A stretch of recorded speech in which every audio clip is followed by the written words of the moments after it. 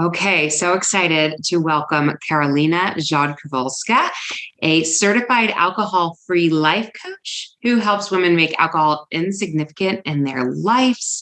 And she has a book releasing this January 4th. So excited. It is gorgeous. It is called Euphoric, Ditch Alcohol and Gain a Happier, More Confident You. Welcome, Karolina. Oh, thank you so much, Lindsay, for a warm welcome. So excited to be here today. I love this. You fit our community so well, and yet I have never had this specific topic yet. So it's a first and so excited. I think we need to start with how did this become a passion for you? Where did this start? Absolutely. So, it's so funny in our society, when you talk about alcohol, I feel like you're either talking about going out with your friends, planning a trip, doing something where everyone's going to be drinking, or if you're talking about the bad effects about alcohol, you're talking about alcoholism and AA and recovery and rock bottom, right? And we have like no middle ground to talk about it other than those two ways. You're either in the normal, I drink and I do that, and then that's how I show up in the world. Or if we do talk about it, it's the most severe problems, that people have. And it's so interesting. As I was writing this book, I did a lot of research on just consumption habits across the United States and the world. And there's no such thing as a normal versus a problematic drinker. Like there is a huge, huge, huge spectrum where all of the different drinking habits kind of lay out. And the funny thing is that the majority of drinkers overdrink. The majority of people who drink are drinking way above the health guidelines. And that's where I found myself. So I wasn't what I found like a everyday drinker. I wasn't having a huge problem with alcohol in my life. I drink on the weekend. I considered myself a very healthy person. I was trying to be very mindful as well, tried to do, yoga and meditation. And basically the way that alcohol played in my life is that I would have the healthiest routines Monday through Thursday, and then Friday through Sunday. It was kind of felt like all of those healthy routines were washed away. And I was starting the next Monday 5 steps backwards. And I remember waking up every Monday just feeling so low, depressed, physically not feeling my best, obviously, and just wondering like, what am I doing wrong here? Like I tried every Monday to be healthier, to do all the resolutions in my book. And yet I still couldn't compute like, well, how do I then have a social life? Aren't I supposed to go out with my friends on the weekend? Aren't I supposed to like unwind and relax and have balance, And so for years, almost 7 years, I'm going to say, I tried to play with that. I was like, let's just drink less, let's just make this smaller and smaller in my life. And I actually was successful in the respect that I did start drinking less every year than the year before. However, that was still totally over drinking. And even if I had, maybe I would have just one a night, but I might also go to a party and have like a zillion, right? So like, I never knew which kind of version of me would kind of play out. And I got just so sick of it. I was so sick of it. I felt like I wasn't living in integrity with the person I wanted to be, this healthy version of myself.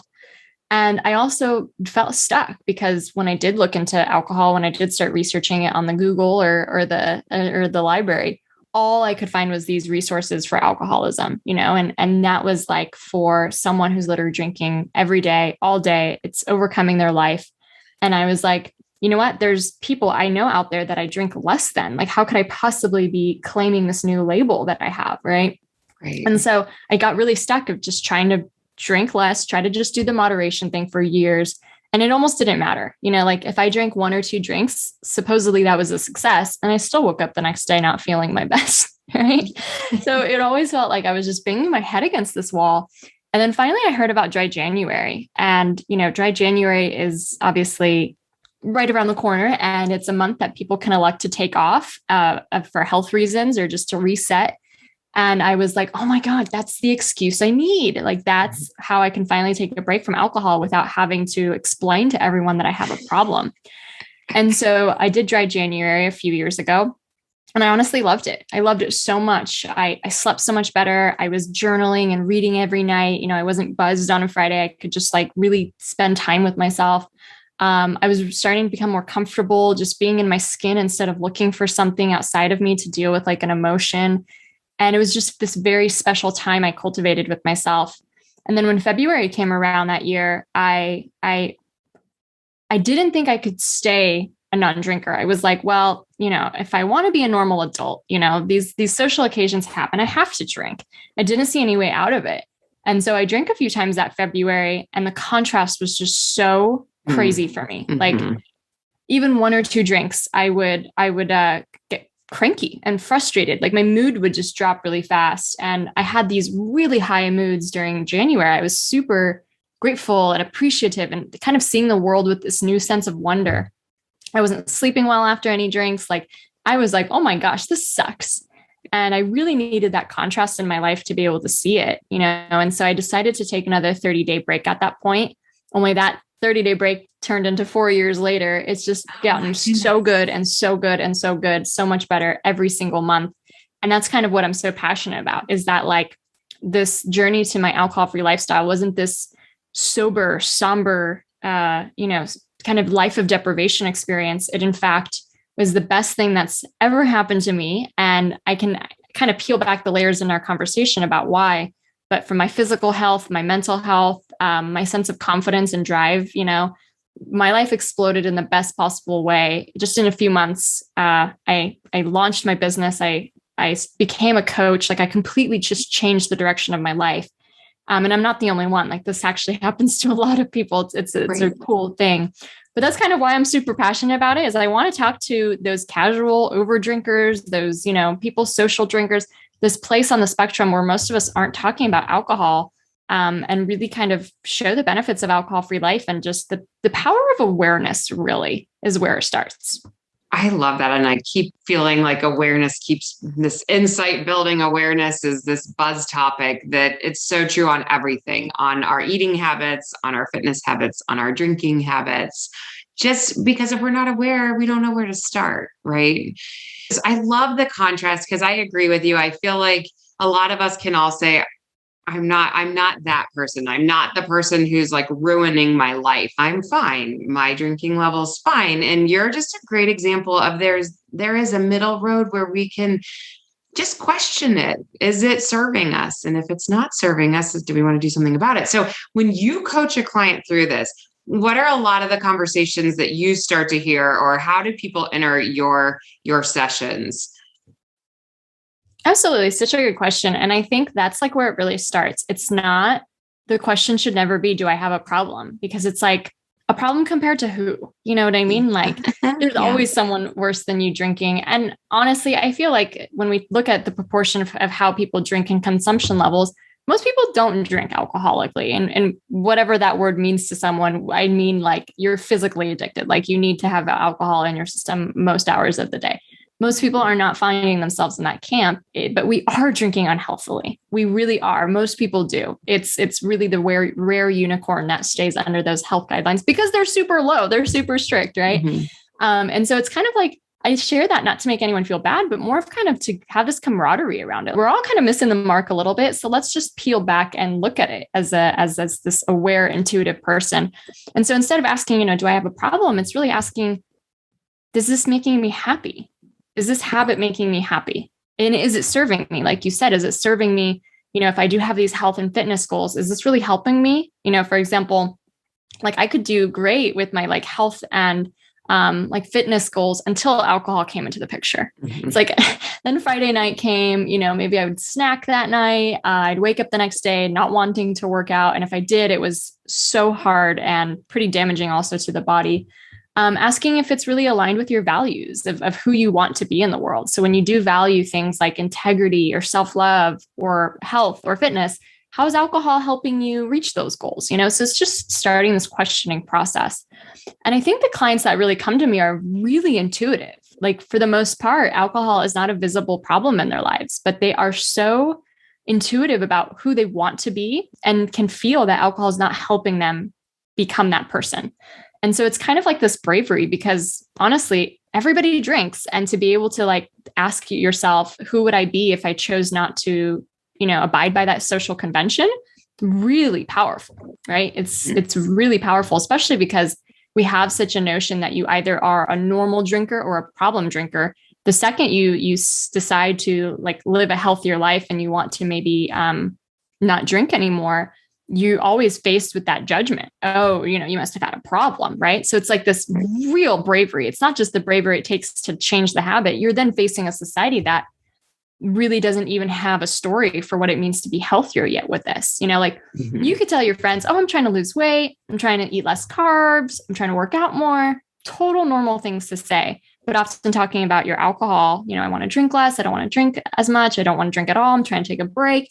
It's not really things we say or talk about in normal conversations, which is crazy, right? And if you really think about it. Yeah, well, and there is a similarity too with food and our food buddies, our alcohol buddies. This would be my next question for you, because I feel like even when you can get good flow going, there's going to be those people who you're just associated with, that this is just what we do, and so you're getting, whether they're meaning to give you a hard time or not, you're going to be getting that from some of your closest people in your life. How do you help coach people through the social component of it? Yeah. And that's huge. So, I find that most women, it's so interesting. We all start drinking socially. It's like that norm that hits us. Maybe we're 17, 16, 21, 24, whatever. Right. But almost nobody can escape that. Very few people ever get out of that stage of life without trying an alcohol and kind of starting a habit at that time. So it all kind of starts socially. And then there's a point, especially a lot of women who deal with a lot of stress, or just like the whole culturalization of it now. It's like the wine comes home too, right? Like a few glasses of wine after work is totally normal. I mean, in the sense of that's what our culture shares. That's what's on TV. That's what's kind of the kind of standards. But then it's still locked with socializing. You can't even imagine, how do you go to party and decline or say no, thank you. And so I think that's a huge one, because, you can start to make changes at home. Same thing with food and diet. You can start to kind of make changes by yourself. And then the real test comes, well, what happens when I have to go out? Right. And so some things that really can help my clients is, I shared earlier that most people overdrink. So it's around 60% of people who drink much above the health guidelines, not even just a little bit. So if you count a little bit and a lot, you're talking about probably 90% of people. But they also did this recent survey that's really interesting, is that 52% of all Americans actually want to drink less or not at all. Interesting. Right? So I always have that in the back of my mind and always share that with clients, because what that means is that no matter what situation you're going into, socializing situation, even the heavy drinker, even the friend who's always trying to cajole you into another glass, even your uncle, even all these people, 50% of them actually wish they were not drinking in that moment, but they just haven't gotten the courage, the motivation to actually do that. Right. And so when you think of it that way, you're not really the odd one out. You're the role model. You're the leader. You're the person who's going to inspire other people. And so instead of thinking of it as something wrong with you, you can kind of go into a social situation thinking everybody actually wishes they had what I had. Or not maybe everybody, but right, a good majority. Yeah. And I'm going to be really confident about this choice. I can still drink beverages. It doesn't really matter what's in my cup. Come on, it's actually kind of ridiculous when you think about it. It's just a beverage in a cup. Just have a different beverage in there. It's not a big deal, right? And, learn to socialize as the real you. Learn to become comfortable in your skin without that liquid crutch. And learn to be confidently saying that, I want to feel healthier. I'm doing a health break. I've never felt better when I'm not drinking. And you might really pique a lot of people's interests.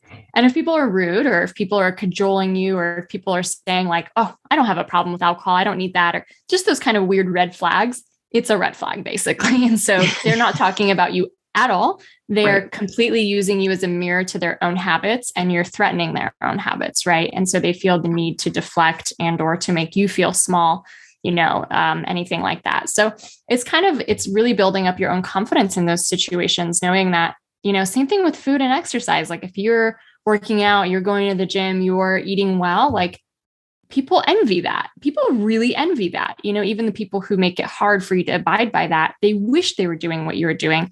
That might be the extra kind of motivation someone needs to be yeah, I'm going to be the role model here. And, I think of this one example. For example, if I was to work out with someone and they were an athlete and they've done the Olympics and they are amazing at working out and we're running together or something, I would probably be lagging behind them, and they would try to be come on, let's go. You can do this. And I'd be okay, can we stop after a mile? Right. Cause it feels weird to be in that situation. But if I reverse the scenario and I go running with a friend who maybe isn't as fit as me, I'm going to be the one that's like, come on, let's do it. And they're going to be like, can we stop? And I'm like, no, let's keep going. Right.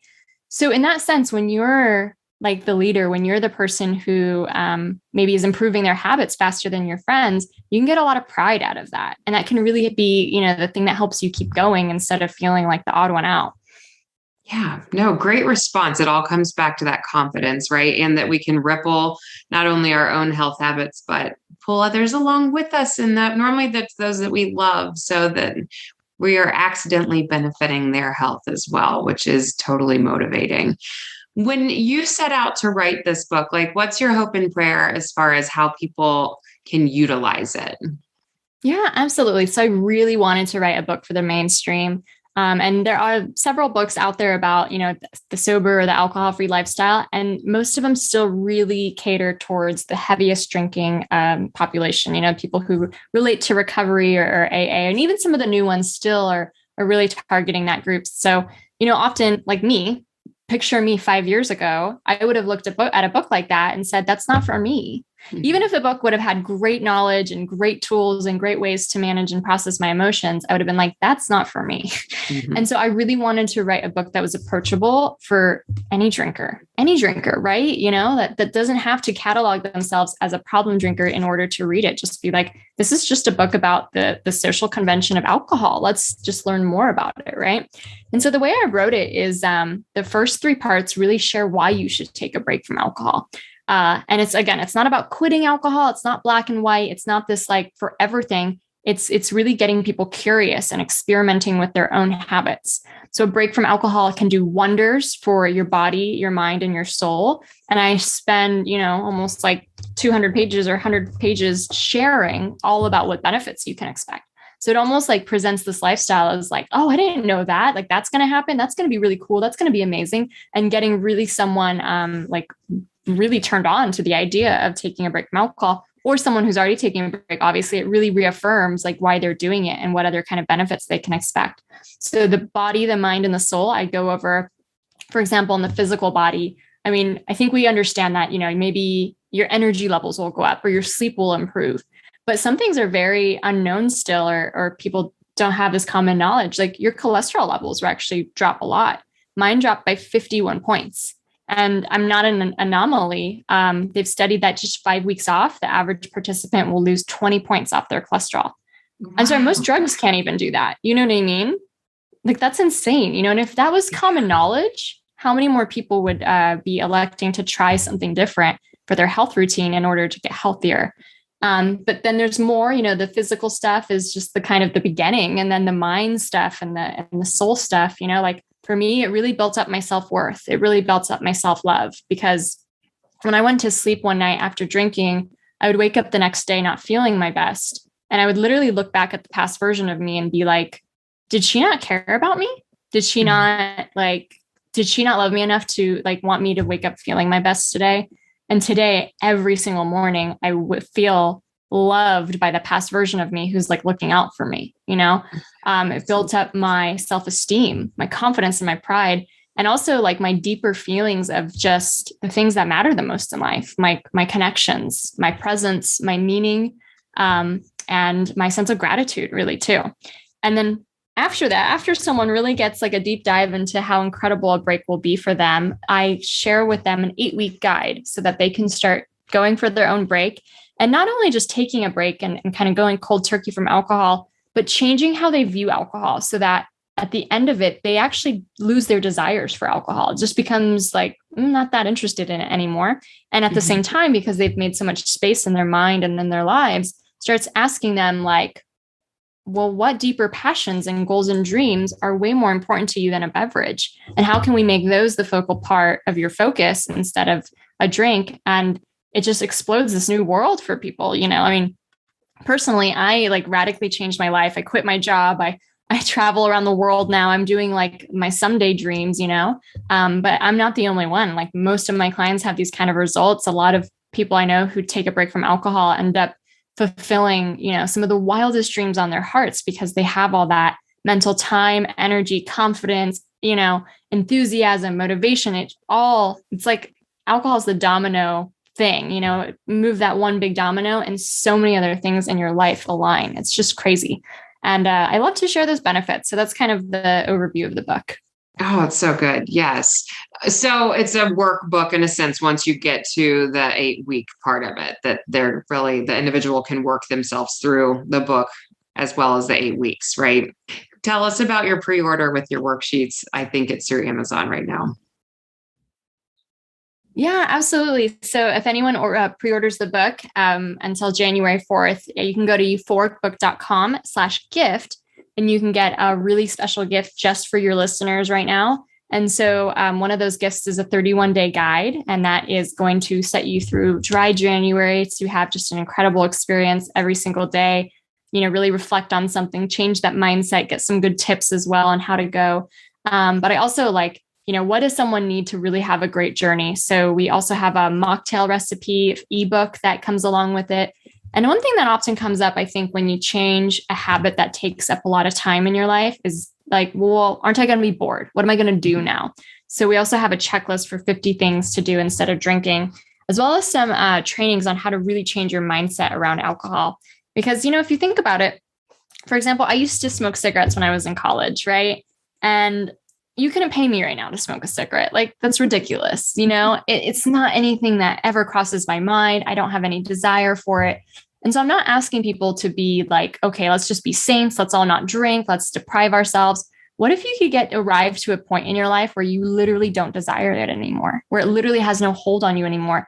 And then you're in the ultimate control, whether you decide to, drink or not. You decide, not some old habit, not some old, conditioning that you have. And, really the training in the book will help with that. So special gift just for your listeners is euphoricbook.com/gift.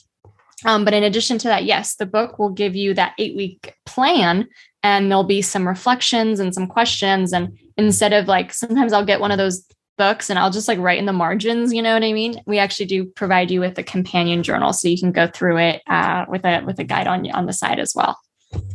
I'm thinking this could be a fabulous Christmas gift for a lot of individuals, and just something to team up on any of your buddies that you've ever even slightly talked about doing this break, this dry January, to be able to have a resource to go along with it. I love it.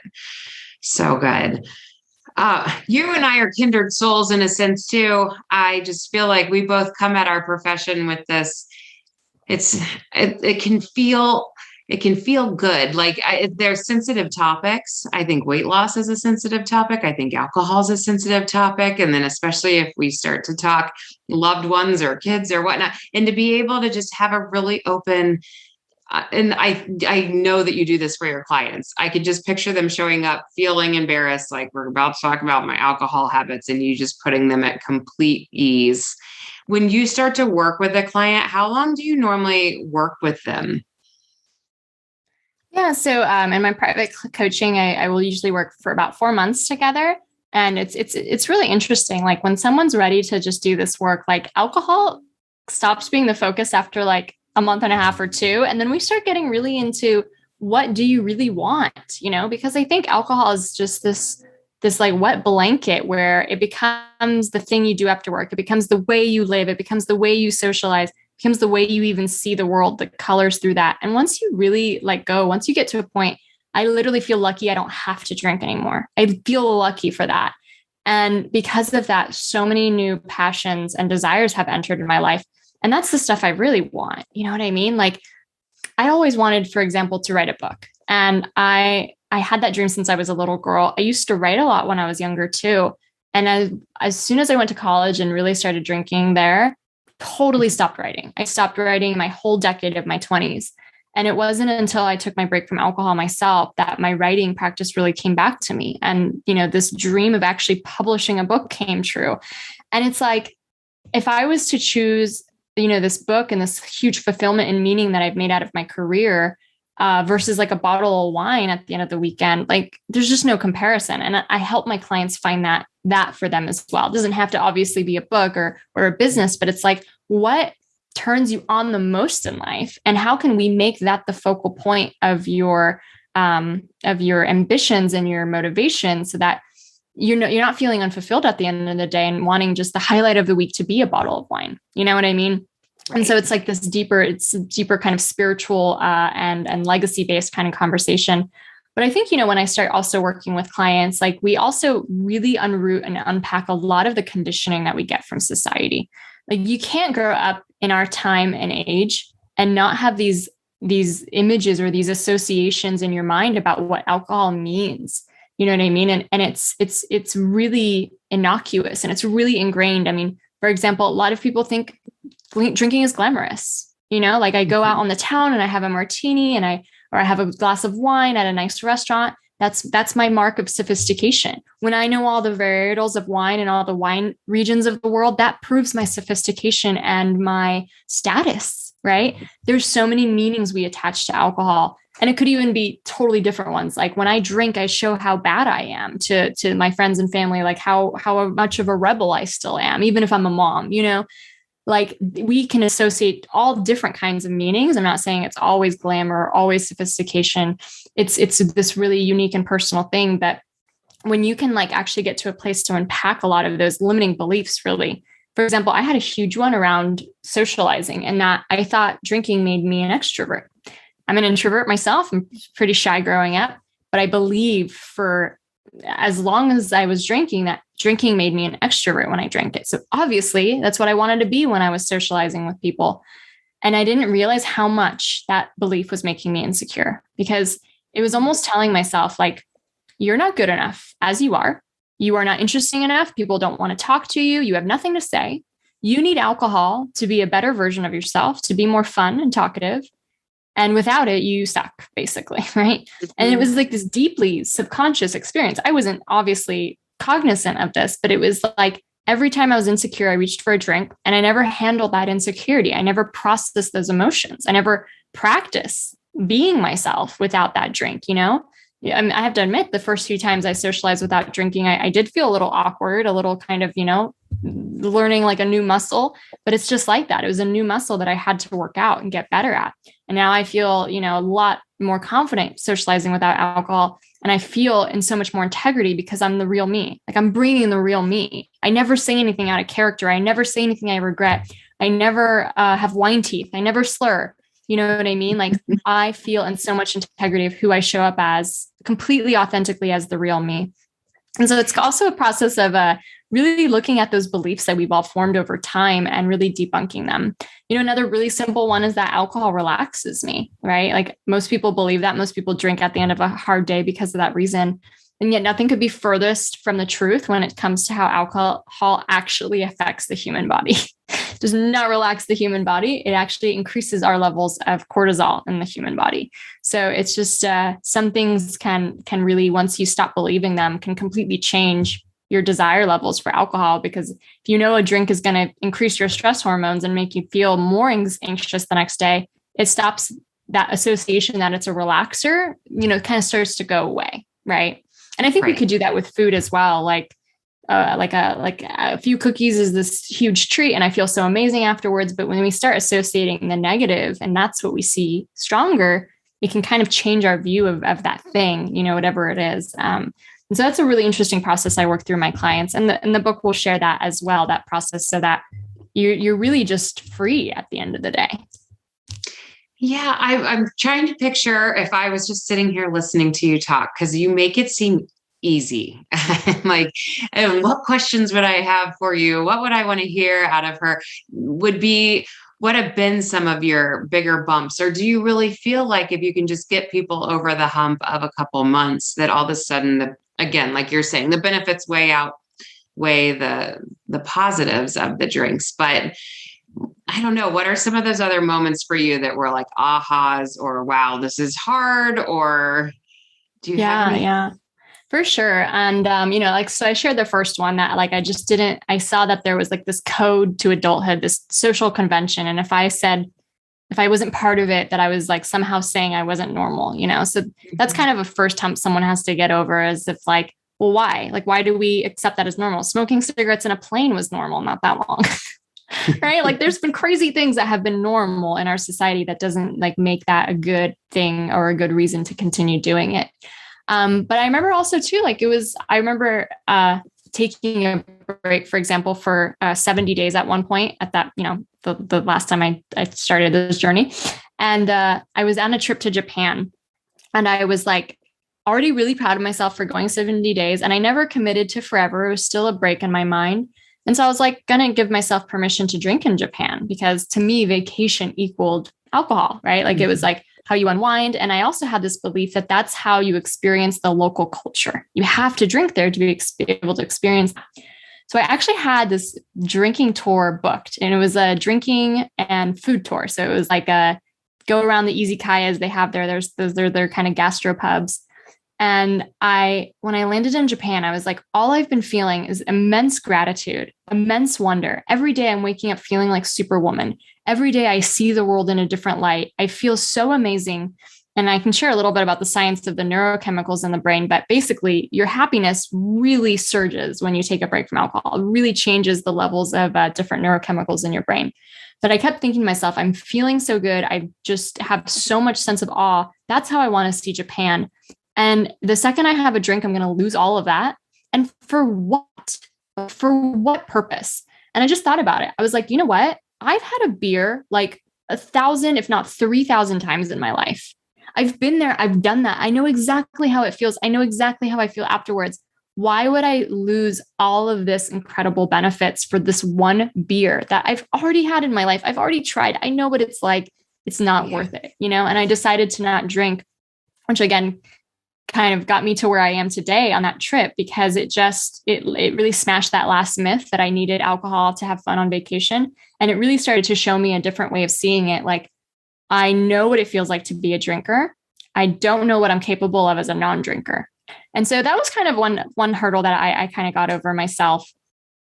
And obviously sometimes people can go, you know, a month or two without drinking, and then think that, like, you know, they might want to drink, you know, some occasion, or just they're debating it again. And I often like to tell my clients, like, once you get out of the initial habit, once you're past like 2 or 4 or 6 months, whatever it is for a certain person, you're not really craving a drink. It's nothing to do with the drink anymore.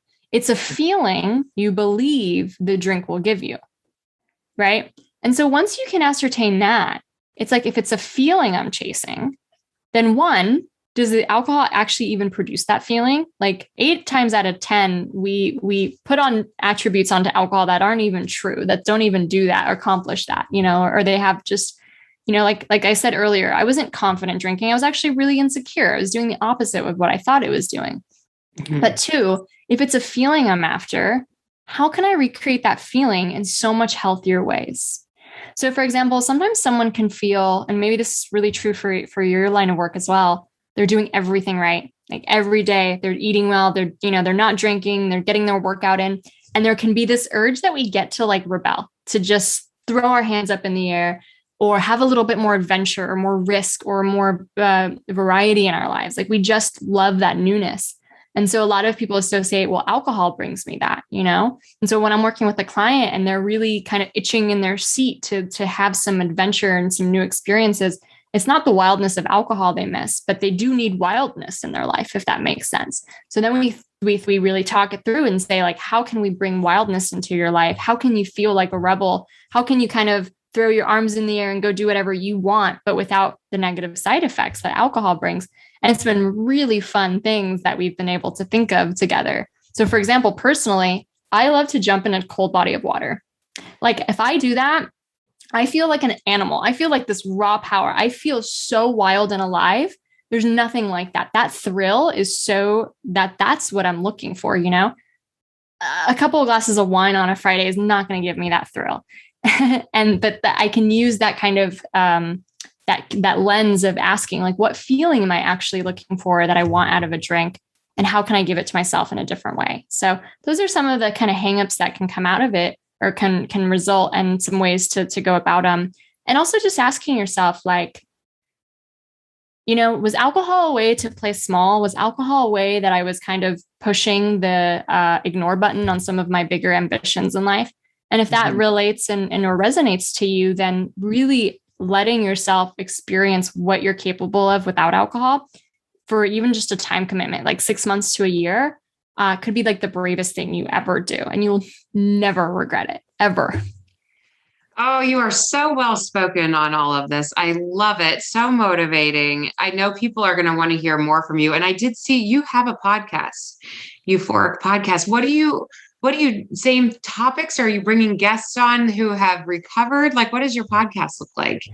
Yeah. So I like to think of my podcast as one of the most empowering podcasts about the alcohol-free life. So we just talk about how amazing it is, honestly. And we're really trying to change the cultural dialogue about like what it means to be a 30-something woman and live fun, vibrant, ambitious, meaningful, connective lifestyle, without the need for alcohol in your life. And we do bring on guests who are alcohol-free themselves and might have another really cool like healing modality to share, or some other kind of interest that can really help you reconnect with your authentic self, whether it's more spiritual or more health-based or anything like that, or more personal growth oriented. But it really is painting the picture that like life without alcohol is amazing. And when did we ever pick up the idea of the opposite? Because it's not something we were born with. It was ingrained culturally.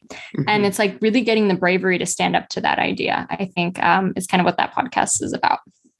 I love that. I always picture this, that when we are trying to even think about, like, maybe listeners just listening to you today could be getting super motivated, but that comes and goes. If you just leave this scenario, give it a week and they'll feel back where they were. And so I'm encouraging my listeners, if you are speaking to them how you are speaking to me right now, to be able to plug you in to their ears every week and maybe every day in the beginning, just so that same positive message and fulfillment and gratitude all keeps coming through. I'm just such a firm believer that we need to curate what goes in our ears, what comes, into our eyes, like make sure that we're listening to the things that we want to ultimately achieve in our own life. And so thank you for having a podcast out there like that, because it gives another resource. They can have the book, they can have you in their ears. Like, it's like this new year, this promise of 2022, this could be such a great time to just try this adventure. And like you said, there's the dry January, and then you just had mentioned like an alcohol-free movement, but I guess you're just part of this alcohol-free movement. You're starting to see other people who are writing about it as well.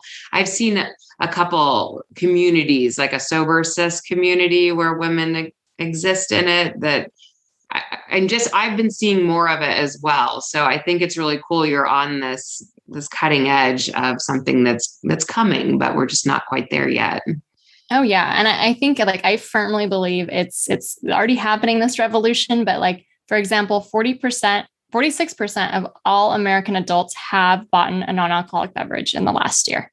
And there are now like hundreds, if not thousands, of alternate drink companies on the market. Whereas like you can have a fancy soft cocktail or a nice like non-alcoholic craft IPA, or, some kind of other health concoction with adaptogens in it. Like there's so many choices now. And a lot of bars and restaurants are starting to provide these options, whether they're mocktails or these drinks.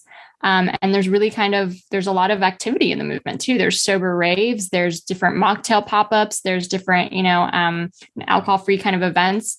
And I think it's like, for so long, it was really this question of like, oh, well, if you're a problem drinker, then this is the sober stuff for you. But it's like, why wouldn't an alcohol-free lifestyle be a part of a healthy lifestyle? Like if it's okay to be gluten-free or paleo or vegan, all of those things are really acceptable choices today. Why wouldn't being alcohol-free be part of that as well? Not that everybody has to do it, obviously, but it's just another way to be the healthiest version of you.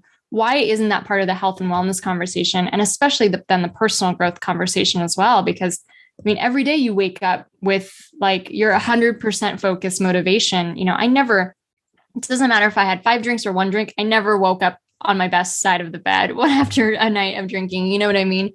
And that stuff, that consciousness, that health is just so much more important to us. I think we're really just raising that awareness and that level of our lives of what we want. And so, yeah, the new alcohol-free movement really kind of just, I think, brings such a lens of curiosity. It's changing the culture. And honestly, I think that alcohol in like, I don't know how many decades it will take, but I think it's going to go the way of cigarettes. We have so many health studies that share today that like even 1 drink lowers your life expectancy by 30 minutes.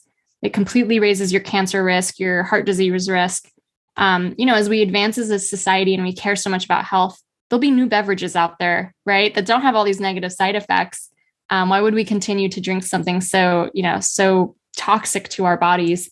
I think it's just going to change the same way we view, cigarette smoking. And obviously people still smoke cigarettes today, but I don't know any of them. Like nobody I know personally is still a cigarette smoker. And I just see that more and more people are hopping on the alcohol-free bandwagon again. And it doesn't have to be all or nothing. Like there's so many communities that really espouse, like try the break, because the break is the best way you'll really experience the benefits. Like drinking less can be great for your awareness and stuff. But if you really want to experience the benefits, like a really nice break was the best time to get it. And anything counts, right? So obviously 30 days is great. 60 days is amazing. But even just going your first weekend without drinking is going to be really cool. It's going to change and build new muscles and new ways of thinking. So a break is really, really cool. But does that mean you're never going to drink again? Absolutely not, if that's not what you want. But once you get that awareness and once you really know what you want, it might often be, something you do very occasionally, or you really find like, what, it's just, I'm not that into it anymore. So there's so much room for you to make this your journey and not to just feel deprived or like you have to go one way or the other. But you won't know until you start, and you won't know until you really give yourself that shot and that chance, because this is something you felt internally. I think it means you're a very intuitive person, because you're actually allowing yourself to listen to your emotions and your intuition. A lot of people can just brush this stuff under the rug and not really care and go their whole life with these unconscious habits.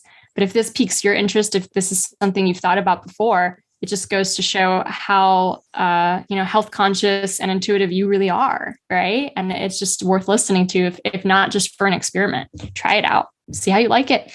Yes, right. Why not? Oh, you are fabulous, Karolina. Thank you so much for joining us today. And huge congratulations on your January 4th book release. Yay. And again, just shout out to our listeners, all the places that they can find you. Sure. So if anyone would love to get a copy of the book and some of those bonuses we talked about, it's euphoricbook.com/gift. And then if anyone wants to work with me or just find more about my podcast, my blog, all those fun resources, you can find me at euphoricaf.com. And then I'm on Instagram at euphoric.af. Thank you. Thank you for joining us today. And congratulations. Good luck in 2022. Crazy. Thank you so much. It was so great speaking with you and your audience today. Thank you.